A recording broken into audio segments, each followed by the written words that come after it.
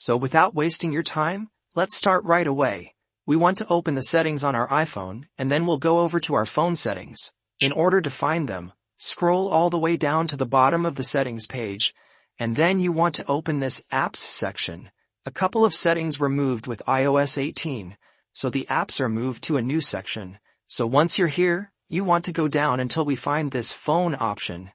Here it is for me, so I'll click on it, and now we have to check out two different options. Select this call forwarding option, and then make sure that it's turned off.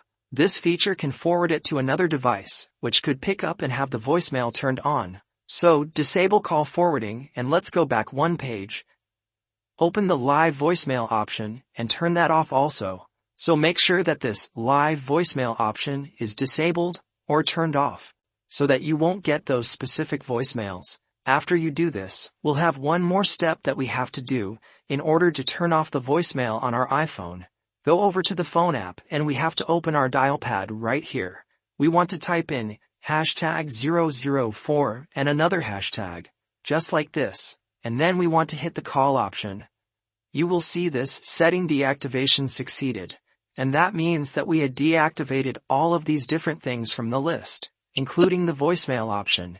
What you want to do now is to ask a friend or a family member to call you and try to leave you a voicemail. Since we had turned off the voicemail, they shouldn't be able to do that.